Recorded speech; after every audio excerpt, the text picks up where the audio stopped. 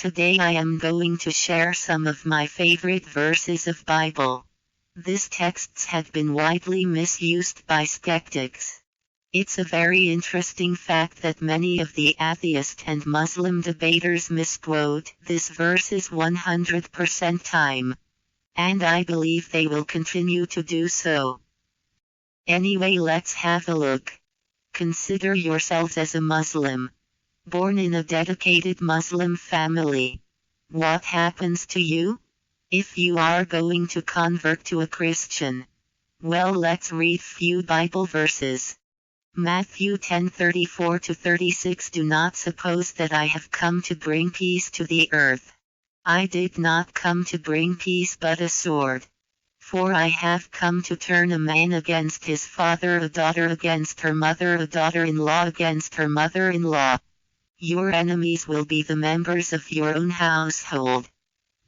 Most of the skeptics become very happy after they read the above verses. See, Jesus says he doesn't come to bring peace, he is come to bring a sword. See, Christianity doesn't teach about peace. Some of them even say Jesus was a warlord. Weird, isn't it? Anyway, let's go back to the conversion from Muslim to Christian. Put yourself in that position. Think about it. What will happen in your life and family? Yes, my friends, now this makes sense to you. For I have come to turn a man against his father, a daughter against her mother, a daughter-in-law against her mother-in-law. Your enemies will be the members of your own household. Yes, this will happen to you and you will be rejected from your family.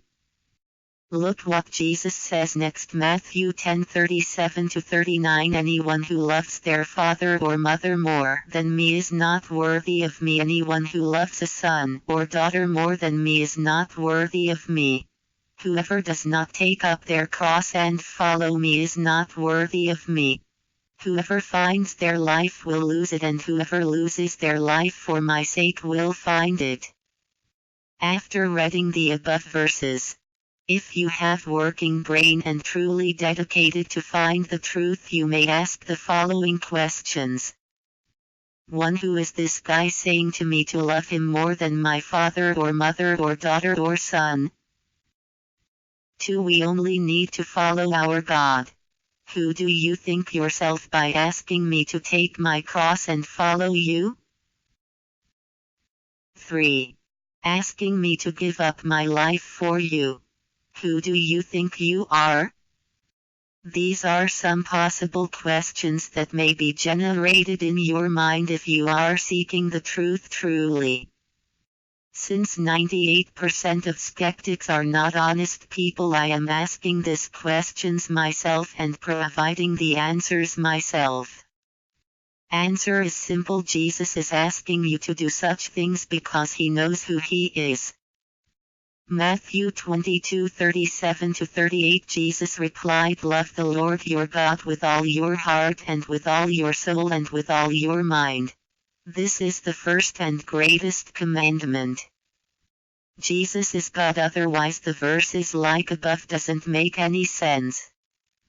Let's finish it by going through one of very important question asked by Jesus.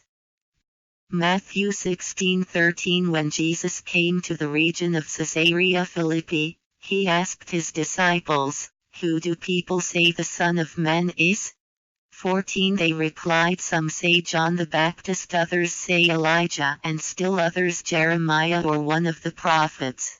Oops, I have to interfere here. See, now the list goes like this: an angel, a lesser God, form go the Father, etc. I am still expecting 1,000 more such claims.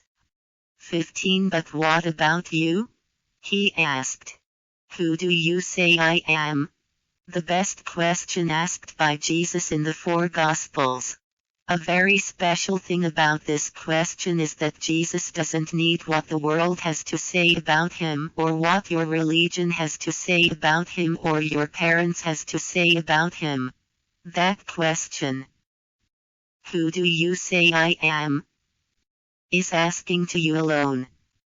16 Simon Peter answered, You are the Messiah, the Son of the living God.